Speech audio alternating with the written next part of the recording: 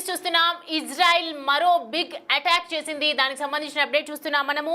ఒకవైపు కాల్పుల విరమణం ఒప్పందం ఉల్లంఘిస్తూనే మరోవైపు ఇటు దాడికి పాల్పడిందని చెప్పొచ్చు.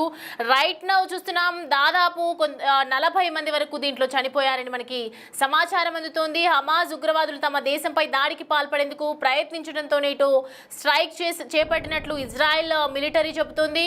అండ్ ప్రస్తుతం మనం చూస్తూ ఉన్నాము విజువల్స్ లో బాంబులు ఎంత పెద్ద ఎత్తున కనిపిస్తూ ఉన్నాయి. లెంబనాపై శరణార్థి శిబిరంపై బాంబు దాడి చేసింది ఇజ్రాయెల్. ఒక్కసారిగా ప్రతి ఒక్కరు కూడా భయాందోళనకు గురవుతున్నటువంటి సిచ్యువేషన్ కనిపిస్తోంది. అక్కడ బాంబు దాడిలో తునాతునకలైనటువంటి భారీ భవనాలు కనిపిస్తున్నాయి. అంటే ఎంత దాడి చేశారో మనకి అర్థమవుతోంది. ఎంత పెద్ద పెద్ద భవనాలను కూడా కూల్చేసినటువంటి బాంబు అది. ఇజ్రాయెల్ హెచ్చరికను పట్టించుకోలేదు ఒకవైపు ప్రజలు. దీంతో బాంబు దాడులకు దిగారు ఇజ్రాయెల్ అని తెలుస్తోంది. ఇటీవల ఇరు దేశాల మధ్య ఒకవైపు సీజ్ ఫైర్ ఒప్పందం జరిగినప్పటికీ కూడా వాటిని ఉల్లంఘిస్తూ ఇజ్రాయెల్ మళ్ళీ అటాక్ చేసింది. ఇక వీళ్ళిద్దరి మధ్య యుద్ధం ఆగేలా అయితే కనిపించట్లేదు.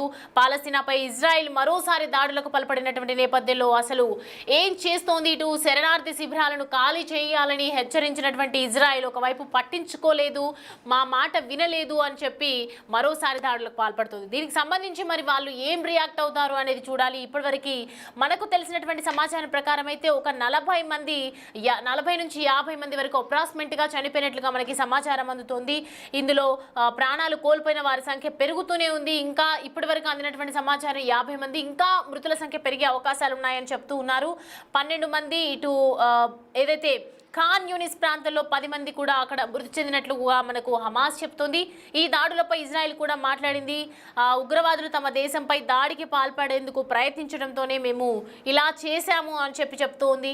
ఇజ్రాయెల్ బాంబు దాడిలో కనీసం 77 మంది పాలస్తీనియన్లు గాయపడ్డారని గాజాలోని పాలస్తీనా ఆరోగ్య మంత్రిత్వ శాఖ తెలిపింది.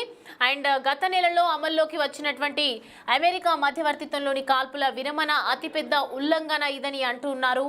ఇజ్రాయెల్ సమీపంలోని దక్షిణ గాజాలోని అల్ మవాసి ప్రాంతంలో సహా 3 నిర్దిష్ట ప్రదేశాలకు లక్ష్యంగా చేసుకుని ఈ దాడులు చేసిందని చెప్తూ ఉన్నారు. దానికి సంబంధించినటువంటి కొన్ని మన దగ్గర అక్కడ జరిగినటువంటి విజువల్స్ ఉన్నాయి, ఒకసారి చూద్దాం.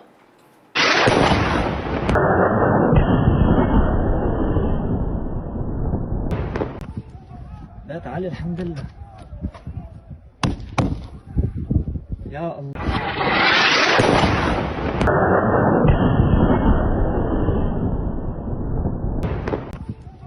لا تعالي الحمد لله يا الله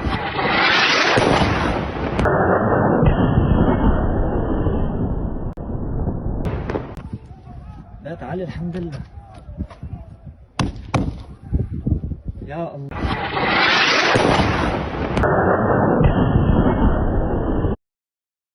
రైట్, చూస్తున్నాం కదా ఇజ్రాయెల్ చేసినటువంటి బిగ్ అటాక్లో ఎంత నష్టం జరిగిందనేది మనకు క్లియర్ కట్గా అర్థమవుతుంది. పెద్ద పెద్ద భవనాలు కుప్పకూలిపోయినటువంటి ఘటన కనిపిస్తుంది. ఒక్క సెకండ్లో, ఫ్రాక్షన్ సెకండ్లో ఆ బాంబులతో ఒక్కసారిగా భవనాలన్నీ నేలమట్టమైపోయాయి. లెబనాన్పై బాంబులతో ఒకవైపు విరుచుకుపడుతోంది ఇజ్రాయెల్. ఈ నేపథ్యంలో ఇప్పటివరకు మనకు తెలిసినటువంటి సంఖ్య 50 అని చెప్తూ ఉన్నారు. మరోవైపు ఇంకా సంఖ్య పెరిగే ఛాన్సెస్ కూడా ఉన్నాయి. ఒకవైపు సీజ్ ఫైర్ ఒప్పందం జరిగినప్పటికీ కూడా మరి ఎందుకు మళ్ళీ దీనికి సంబంధించి రియాక్ట్ అవుతున్నారు అనేది మాత్రం ప్రస్తుతం ఒకవైపు మనం దీనికి సంబంధించి వీళ్ళిద్దరి మధ్య సీజ్ ఫైర్ ఒప్పందం జరిగినప్పటికీ కూడా ఎందుకు మళ్ళీ బాంబు దాడులు చేయాల్సి వస్తుంది అని చెప్పినప్పుడు నేపథ్యంలో ఇజ్రాయెల్ ఒకవైపు మేము ఇక్కడ నుంచి ఖాళీ చేసి వెళ్ళిపోండి అని చెప్పినప్పటికీ కూడా మరోవైపు వీళ్ళు అక్కడే ఉంటున్నారు అని చెప్పి మేము శరణార్థి శిబిరాలపై ఇలా బాంబ్ బ్లాస్ట్ చేయటం జరిగింది అని చెప్పి చెప్తున్నారు. గాజాపై ఒకవైపు ఎంతలా విరుచుకుపడుతోంది అంటే పాలస్తీనా ఇజ్రాయెల్ మధ్య ఉద్రిక్తత మరోసారి చోటు చేసుకుందని చెప్పొచ్చు. మరియు ఒక్కసారి యుద్ధం అవతరించిందని చెప్పొచ్చు. గాజాను టార్గెట్ చేసి ఇజ్రాయెల్ సైన్యం ఒకవైపు విరుచుకోబడుతోంది. ఇజ్రాయెల్ ఐడిఎఫ్ దాడుల్లో కూడా ఎంతో మంది చనిపోయినట్లు గాజా డిఫెన్స్ ఏజెన్సీ వెల్లడిస్తూ ఉంది. దాడులకు సంబంధించినటువంటి కూడా వీడియోలు మనం చూస్తున్నాము. గాజాపై ఇజ్రాయెల్ దాడులు చేసింది భారత కాలమాన ప్రకారం బుధవారం మనం చూసుకుంటే అర్ధరాత్రి జరిగినటువంటి నేపథ్యంలో లక్ష్యంగా చేసుకొని కొన్ని దాడులు చేస్తోంది. దాడుల కారణంగా కొంతమంది చనిపోతూ ఉన్నారు. మరోవైపు దక్షిణ లెబనాన్లోని పాలస్తీనా శరణార్థి శిబిరం సమీపంలో ఇజ్రాయెల్ వైమానిక దాడి చేసింది. ఈ ఘటనలో కూడా కొంతమంది మరణించారని చెప్తున్నారు, 4 గాయపడినట్లు ఇటు లెబనాన్ కూడా ప్రకటించింది. అక్కడ ఎలాంటి సాయుధ బలగాలు లేవని చెప్పి లెబనాన్ పేర్కొంటూ ఉంది.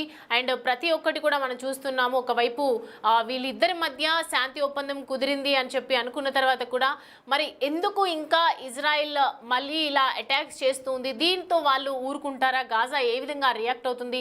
శరణార్థి శిబిరాలను ఎందుకు టార్గెట్ గా చేసుకుంటుంది? ఒకవైపు ఒప్పందంలో మాట్లాడుకున్నటువంటి చర్చ ఎందుకు విఫలమైంది? మరి ఎందుకు మళ్ళీ బాంబ్ బ్లాస్ట్ అనేది చేస్తూ ఉన్నారు?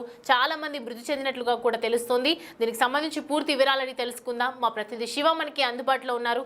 శివ, ఇప్పటివరకు చూసుకుంటే అప్రాక్సిమేట్ లో మనకి 50 మంది చనిపోయినట్లుగా అర్థమవుతుంది. ఇంకా ఎంతమంది చనిపోయారు? అసలు ఇంకా ప్రస్తుతం అక్కడ పరిస్థితులు ఏం జరుగుతోంది?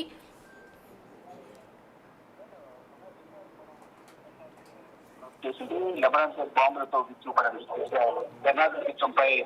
ఇజ్రాయెల్ దాడి చేసిన నేపథ్యంలో అక్కడ దాడిలో మొత్తం భారీ భవన వ్యవస్థ కూడా సుమారుతున్నాయి. దాదాపు 50 మంది వరకు కూడా దాడి జరిగిన స్థలంలోనే అక్కడికి మృత్యుగా కూడా ప్రత్యక్ష సాక్షులు చెప్తున్నారు. రెస్క్యూ ఆపరేషన్ అక్కడ కొనసాగుతున్నారు. వారికి కూడా తీవ్ర గాయాలయ్యింది. మొత్తం అక్కడ శరణార్థి శిబిరాలని కూడా ఖాళీ చేయాలంటూ కూడా ఇజ్రాయెల్ హెచ్చరికను అక్కడ ఉన్న ప్రజలు పట్టించుకోవాలి. దీంతోనే బాంబుల దాడులకు ఇక ఇటీవల ఇరు దేశాల మధ్య కూడా ఈస్టైల్కి సంబంధించి కుదిరినప్పటికీ కూడా వారు కేవలం వారు అక్కడి నుంచి ఆ ప్లేస్ నుంచి ఖాళీ చేయడానికి ఉద్దేశించడానికి పాల్పడినట్టుగా కూడా తెలుస్తోంది. అది దాదాపు 50 మందికి పైగా మృతి చెందారు. అనేక మంది తీవ్ర గాయపడిన వారిని పోలీసులను ఆసుపత్రికి ట్రీట్మెంట్ ఇస్తున్నారు. అయితే ఆ గాయపడిన వారి పరిస్థితి కూడా చాలా మంది పరిస్థితి విషమంగా ఉంది. కానీ పీస్ఫైర్ ఒప్పందం ఒప్పందానికి అంగీకరించిన తర్వాత ఈ విధంగా దాడి చేయడం అది లెబనాన్ కూడా తేలిస్తోంది. కానీ ఫర్దర్ గా మరోసారి చర్చలు జరిపిన తర్వాత అక్కడ ఉన్న ప్రజలందరూ కూడా ఖాళీ చేయాలని కూడా ప్రధానంగా ఇజ్రాయెల్ ప్రభుత్వం భావిస్తుంది. దాంతో భాగంగానే వారు శక్తి మాట వినకపోవడంతో ఈ దాడి చేయాల్సింది ఇజ్రాయెల్ సమర్థించడానికి ప్రయత్నించారు. లెబనాన్ సంబంధించిన ప్రజలు మాత్రం చాలా మంది చనిపోయారు. అనేక మంది గాయాల పాలయ్యారు. ఫర్దర్గా లెబనాన్ సెక్యూరిటీ శక్తులకు పిలుపునిస్తుంది. గత ఫర్దర్గా ఏం చేయబోతున్నారో కూడా అప్పుడు అవసరం. కానీ గాయపడిన వారిని మాత్రం సన్నిధులను ఆశిస్తూ ఉన్నారు. అయితే శివ, అంటే ఒకవైపు వీళ్ళిద్దరి మధ్య, ఈ 2 దేశాల మధ్య ఒకవైపు సీజ్ ఫైర్ ఒప్పందం జరిగినప్పటికీ కూడా మళ్ళీ ఎందుకు ఉల్లంఘించాల్సి వచ్చింది? అక్కడున్న ప్రజలు ప్రాంతాన్ని ఖాళీ చేసి నిలుపుకోవాలని ముందు నుంచి ఇజ్రాయెల్ డిమాండ్ చేస్తోంది. కానీ ఈ లెబనాన్ ప్రజలు ఆ ప్రాంతాన్ని ఖాళీ చేయకుండా శరణార్థులను కూడా అక్కడే ఉన్న నేపథ్యంలోనే ఆ శరణార్థులు ఉన్న శిబిరం పైన బాంబు దాడి చేస్తుంది. ఈ నేపథ్యంలో దాంట్లో ఉన్న ప్రజలు చాలా వరకు మృతి చెందారు. కొంతమంది అనేక మంది కూడా గాయాల పాలయ్యారు. ఈ నేపథ్యంలో వారందరూ కూడా అక్కడ తరలించారు. డిమాండ్ వారు అక్కడి నుంచి ఖాళీ చేసి వెళ్ళిపోవాలని ఇజ్రాయెల్ పిలుపునిస్తుంది. వారందరూ కూడా వెళ్ళిపోవాలని విపక్షం దాడి కొనసాగుతాయని కూడా ఇజ్రాయెల్ చెప్తారు. Right Shiva, thanks for the updates. Right, చూస్తున్నాం కదా, ఒకవైపు బాంబు దాడిలో ఇటు తునకలైపోయింది. భారీ భవనాలు, శరణార్థి శిబిరాలని టార్గెట్ చేస్తూ ఒకవైపు ఇజ్రాయెల్ ఇలా పాల్పడుతోంది, దాడులకు పాల్పడుతోంది. మరియు ఇరు దేశాల మధ్య సీజ్ఫైర్ ఒప్పందం జరిగినప్పటికీ కూడా మరోవైపు శరణార్థి శిబిరాలను ఖాళీ చేయాలి అని చెప్పి ఒకవైపు ఇజ్రాయెల్ కంటిన్యూస్గా హెచ్చరిస్తూనే ఉంది. అయినప్పటికీ కూడా ఇజ్రాయెల్ హెచ్చరికలని అసలు పట్టించుకోకుండా ప్రజలు ఉండిపోవడంతో ఈ అటాక్ అయితే చేసినట్టుగా తెలుస్తోంది. దాదాపు ఇప్పటి వరకు మనం చూసుకుంటే బుధవారం అర్ధరాత్రి జరిగినటువంటి నేపథ్యంలో తెల్లవారుజామున మనకు ఒక 20-30 మంది వరకు చనిపోయి ఉంటారు అని చెప్పి సమాచారం అందింది. కానీ ఇప్పుడు మాత్రం మృతుల సంఖ్య పెరిగింది, 50 వరకు చనిపోయారు అని చెప్తున్నారు. మరి దీంతో గాజా ఏం డిసిషన్ తీసుకుంటుంది? గాజా ఏ విధంగా మాట్లాడతారు? ఒకవైపు ఇంత ఉద్యమం చేస్తున్నారు, ఇంత యుద్ధం చేస్తున్నటువంటి నేపథ్యంలో మరి ఈ ప్రాణ భయంతో అక్కడి నుంచి ఖాళీ చేసి వెళ్ళిపోతారా, లేదంటే వాళ్ళు తిరిగి ఎదురు దాడులు చేస్తారా? ఇజ్రాయెల్ చేస్తున్నటువంటి ఈ వైఖరికి సంబంధించి ఏ విధంగా రియాక్ట్ అవుతారు?